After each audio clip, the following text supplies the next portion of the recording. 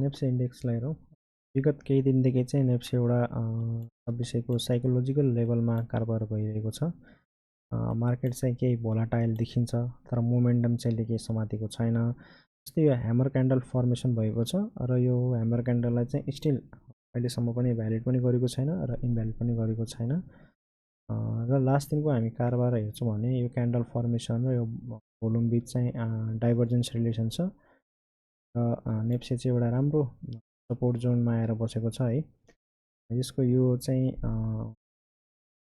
यो विकली हायर लोको सपोर्ट हो र तलपट्टिको चाहिँ इयरली पिभट सपोर्ट हो। सो एउटा राम्रो सपोर्ट जोन लिएर बसेको छ। त्यस्तै गरी यहाँ एउटा चार्ट प्याटर्न पनि फर्मेसन भएको छ, जुन चाहिँ सिमेट्रिक ट्रायङ्गल चार्ट प्याटर्न हो, जुन चाहिँ जुन ट्रेन्ड छ त्यसलाई यसले कन्टिन्यू गर्छ। यो चाहिँ अप ट्रेन्डमा बनेको चार्ट प्याटर्न, यो अप ट्रेन्डमा बनेको चार्ट प्याटर्न भएको कारणले गर्दाखेरि सिमेट्रिक चार्ट प्याटर्नले चाहिँ यही ट्रेन्डलाई कन्टिन्युटी गर्छ। सो यहाँबाट यो ट्रेन्ड जान सक्ने यसको पोसिबिलिटी चाहिँ बढी छ। त्यस्तै गरी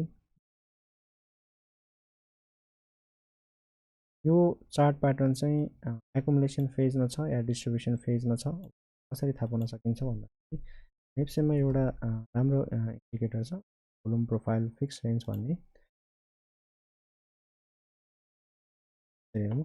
यदि यहाँ चाहिँ यो चाहिँ हेर्दा बी जस्तो देखिन्छ नि होइन, यो चाहिँ यदि क्लियरली बी फर्मेसन बनेको छ भने त्यतिखेर चाहिँ स्क्रिप्टहरू चाहिँ एकुमुलेसन छ दिएको छ भनेर बुझ्नुपर्छ। यो चाहिँ अब वाइकअफको नयाँ बुकहरूमा क्लियरली मेन्सन गरिएको छ, गर्नु होला। त्यस्तै गरी यदि पी फर्मेसन गर्छ भने त्यसमा चाहिँ त्यो पेजमा चाहिँ डिस्ट्रिब्युसन भइरहेको छ भनेर बुझ्नुपर्छ है। अहिले चाहिँ बी फर्मेसन भइरहेको छ। सो यो चार्ट प्याटर्नमा चाहिँ क्लियरली एकुमुलेट भइरहेको छ।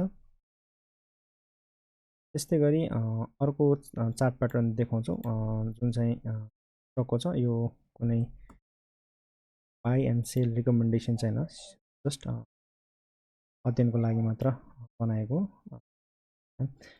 यो चार्ट प्याटर्न चाहिँ डिसेन्डिङ चार्ट प्याटर्न हो, जुन चाहिँ बेरिस नेचरको हुने गर्छ।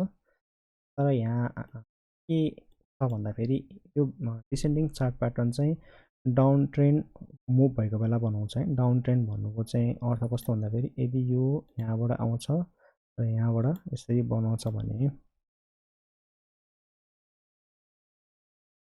यो चाहिँ यसरी बनाउनु पर्ने खालको हो है चार्ट प्याटर्न चाहिँ। यसलाई चाहिँ हामी एड गरौँ।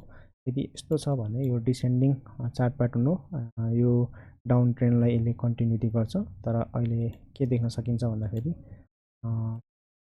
यहाँ चाहिँ यो अपवर्ड ट्रेन्डमा बनेको छ हो। सो हामीले के एक्सपेक्टेसन गर्नु पर्यो यो चार्ट प्याटर्नलाई हेरेर भन्दाखेरि अब यो चार्ट प्याटर्नले चाहिँ यसलाई इन्भ्यालिड गर्छ। इन्भ्यालिड गर्नु भन्नुको अर्थ चाहिँ यो यहाँबाट ब्रेक डाउन नभइकन अब यो अपवर्ड मोमेन्टम लिन्छ है। यसले अपवर्ड ट्रेन्ड लिन्छ, सरी मोमेन्टम होइन ट्रेन्ड लिन्छ र एटलिस्ट पनि यसले यसको हाई चाहिँ टच गर्छ।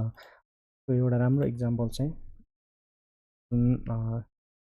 सिएसडिसीमा हेरौँ। सिएसडिसीमा यो पनि हाम्रो डिसेन्डिङ ट्रायङ्गल चार्ट प्याटर्न नै हो।